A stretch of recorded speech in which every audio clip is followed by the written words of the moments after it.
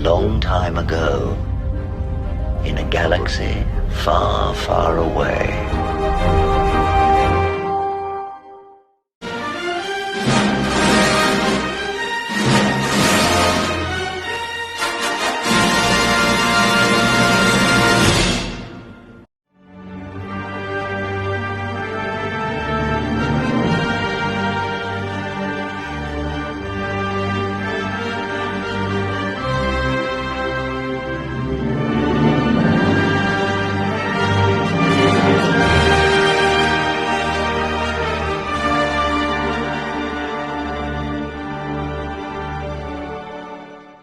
So I wanted to add this video because it just kind of struck me in the search for content when it's real kind of quiet about Star Wars and people are just putting shit out there for clickbait. I'm not going to do that.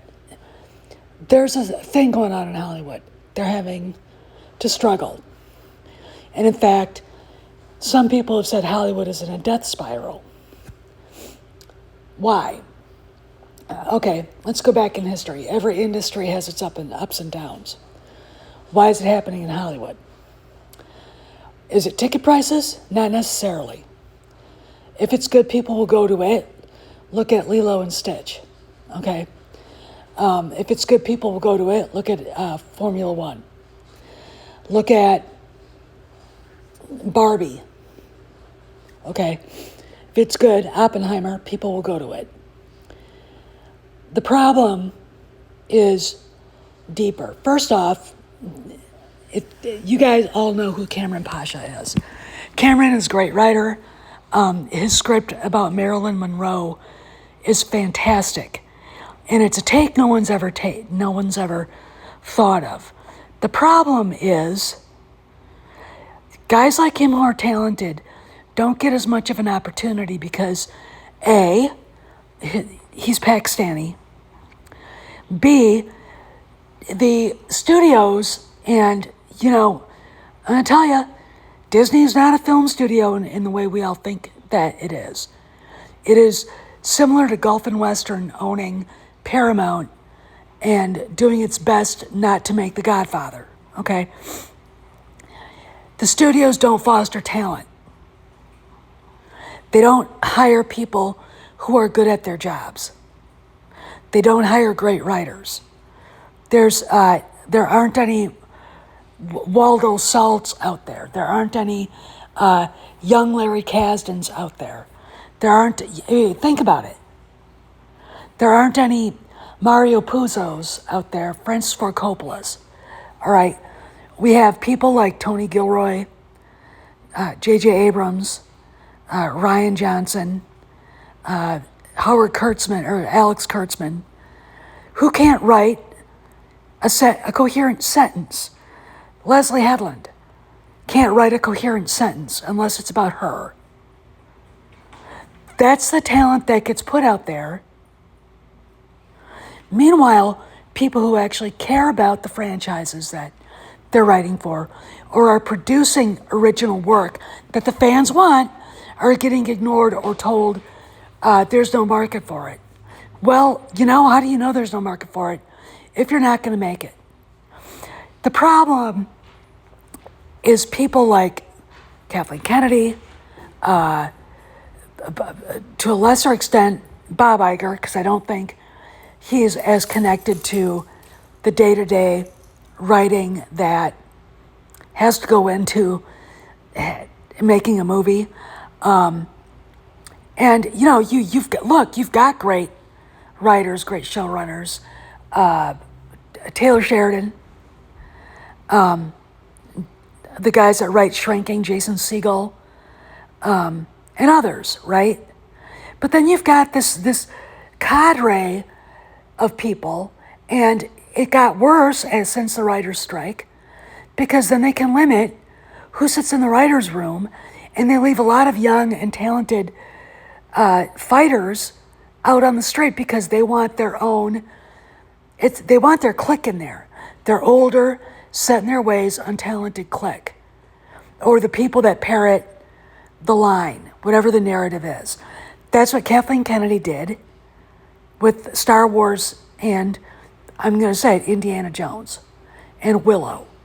John Kasdan was a terrible choice to be the showrunner for Willow. Rian Johnson never should have been allowed near Star Wars. He's good at making crappy art house movies like his whodunit, Knives Out garbage, right? But giving him a big tentpole franchise that has a lot of meat to it is like giving, a German Shepherd something to draw. They can't do it. Hiring Leslie Headland. It's not just the fact that Leslie Headland was the showrunner for, or the assistant to Harvey Weinstein. It's the fact that Leslie Headland can't write beyond her own fandom and can't remove herself from what she's writing, what she's doing. And Kennedy encouraged it, which was the wrong thing to do.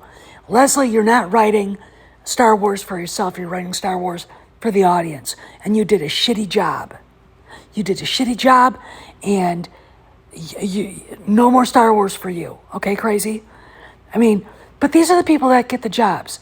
J.J. Abrams, ass kiss, hack. He hurt Star Trek badly, and then he gets to do Star Wars? Why? Because he's easy to manipulate and he's a bully, right? And he's easy to bully. If he's not a fan, if he's not a fan, he can't do his best to understand what he's doing. He's not talented. And why did he get the job? Why? Because he kisses the right ass. Tony Gilroy. I'm going to say he's a very talented writer. But with Star Wars, Andor, he was too on the nose for things. And I can't. This is not the French Revolution. This is not the French Resistance. This is a galaxy far, far away. I don't care if you're doing this analogy stuff going on, but you're too on the nose with costuming and even the people that were cast. Alex Kurtzman in Star Trek. I am not a big Star Trek fan.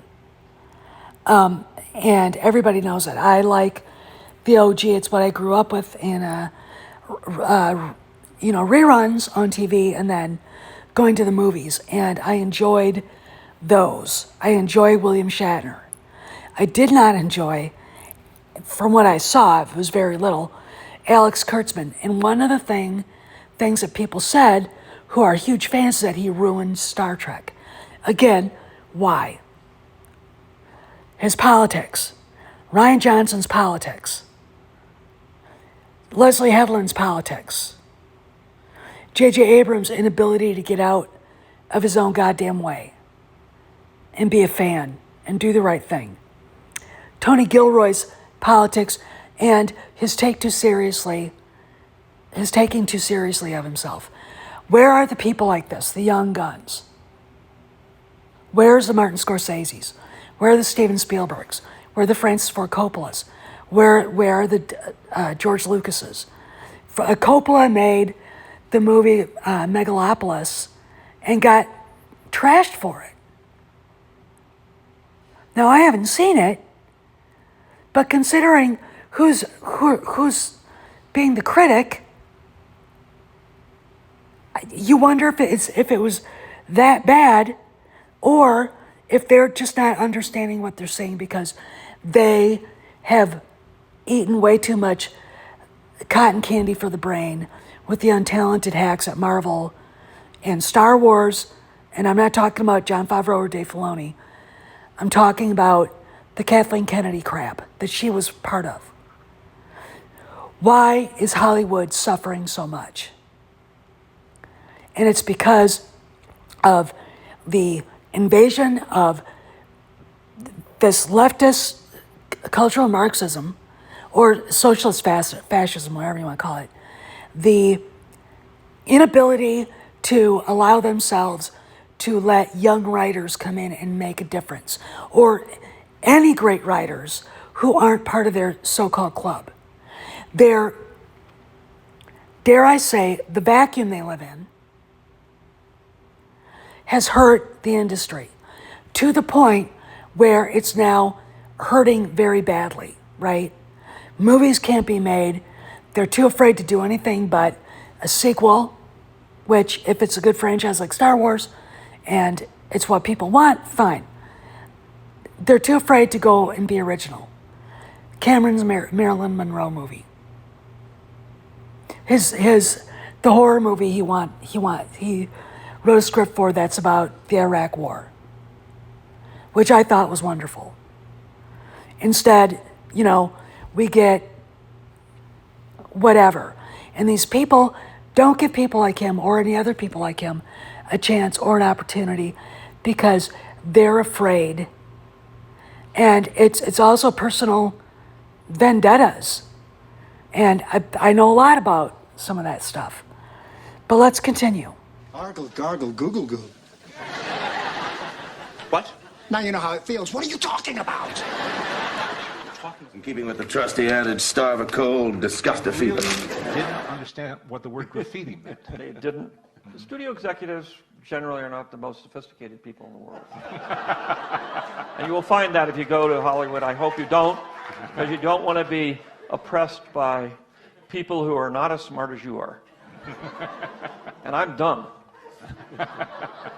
And obviously... This is like what we understand to be Star Wars, like the idea that like that only came from George Lucas, that only George Lucas holds the key for what we understand to be Star Wars is just untrue. And I think the prequels are an excellent example of that. I mean, the idea that like when you're hiring a director, that everyone is sitting in there waiting for George Lucas and not for the person who's going to know to hire Ralph McQuarrie, that's the problem. That's the misogyny and the problem with the auteur myth as it stands today, because they're not thinking this is the person that will hire the right people and this is the person that will be able to create the lookbooks and direct people to get them. For 10 long weeks, the Star Wars company labored on the suburban London sound stages, bringing to life a film that had begun as an idea with George Lucas 3 years before. So, the other factors in why the movie industry is having such a hard time isn't just a matter of the politics. It's what the politics of people like Kathleen Kennedy and others does to the movie industry. It drives the audiences away. Bottom line is you have to have people wanting to come to the movies to see your movies.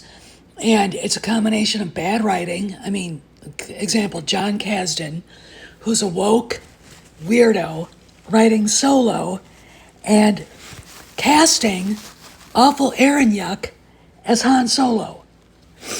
And the guy, he couldn't wear Harrison Ford's shoes. He couldn't carry his jock. It's like, a lawn jockey out there. And he's not a movie star. This is a role that needs a guy with a lot of charisma who owns a movie star walks onto the set in front of the camera and you can't take your eyes off him. Think Gary Cooper. Even think Humphrey Bogart. Harrison Ford was that guy. He was perfect for the role. And instead of trying to get someone who can attempt it, who can kind of grab hold of it and not make the audience cringe, they got a guy who's shorter than he is, has zero masculinity, and it didn't work. That's part of the reason why Solo didn't work. Isn't just the woke shit. It's the fact that the lead was not Han Solo. Right, so you've got a combination of terrible storytelling filled with woke cultural Marxism, actors who are unfit for the roles they're in,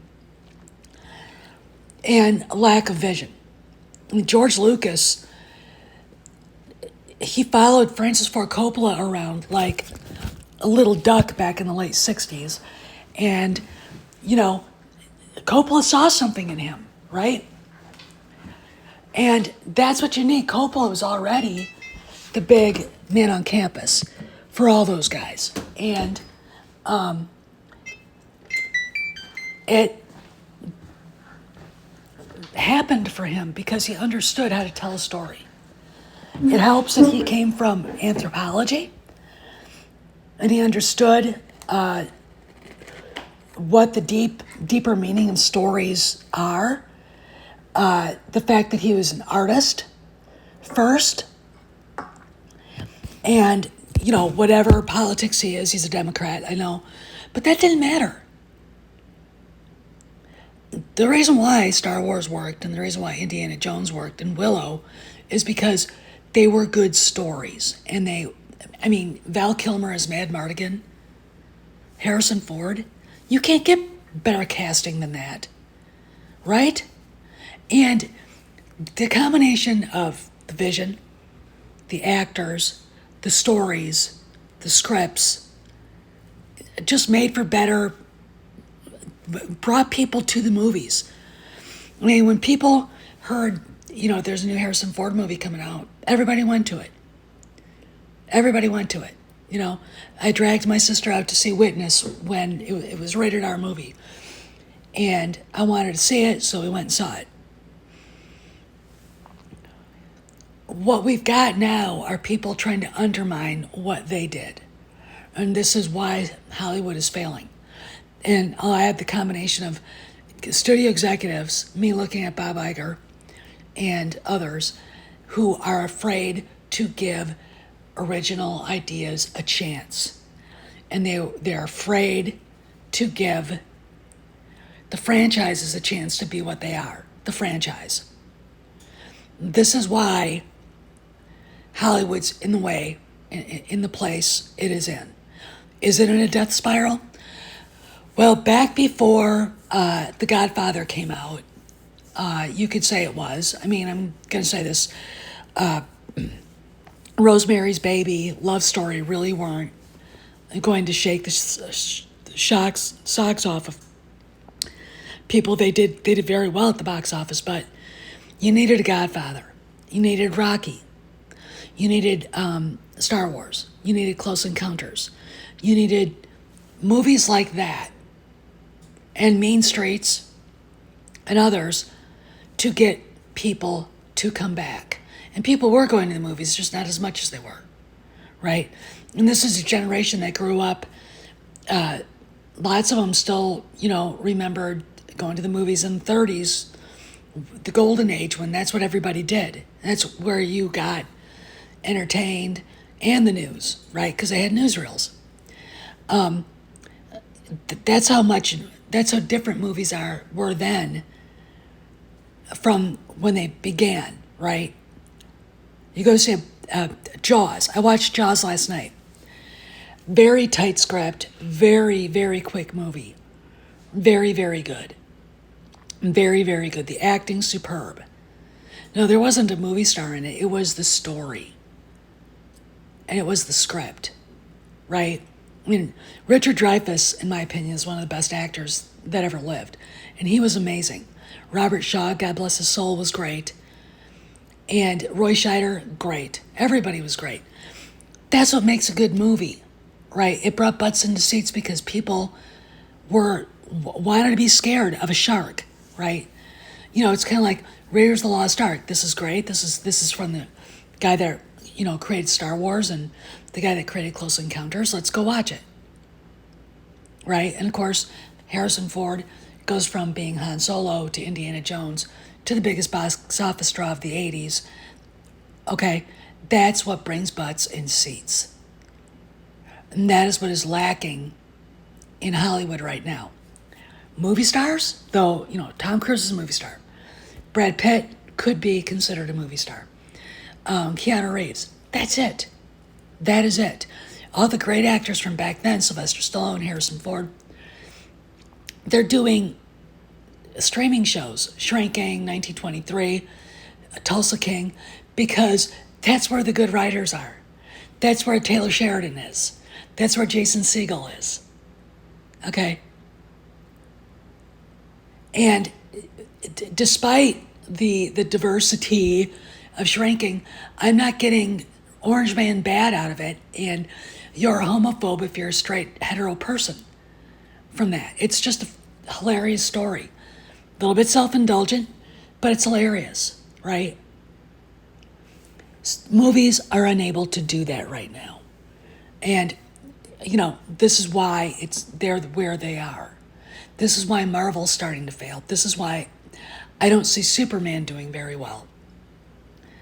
And there are people out there that really care about what they're doing. Jon Favreau, Dave Filoni. But when you've got someone who's woke, like Kathleen Kennedy, still nominally in charge of Lucasfilm, and you're trying to plant this beautiful crop of wonderful stories, she's the scarecrow that runs off the audience because they see exactly what I'm talking about. And they're told this isn't good because she's part of it. Because the audience has seen Rian Johnson. They've seen Leslie Headland. They've seen Tony Gilroy. They've seen J.J. Abrams. Crap. They've seen the lack of movie stars. All right? Know why people aren't going to movies? It's because the movies are politically charged dumpster fires. Right? That's why. Okay? Again, Alden Ehrenreich is not a movie star. He never will be. Adam Driver will never be a movie star. Daisy Ridley is not. I want you to think about that. I mean, there you go. These aren't people who put butts in seats. That's the first thing. You get an actor who can actually get people's attention. You get a writer like Cameron Pasha or others that haven't had the chance to really show what they can do in there to write the script, because it'll be good. It'll be original. Even if it's a sequel to Mandalorian, it will be good, right? You get a director who wants this project to succeed and is not going to bend over backwards for a crazy president of a company. That's it. That's all you need. And Hollywood has forgotten how to do that. This is Steph signing out. I'll see you around the galaxy.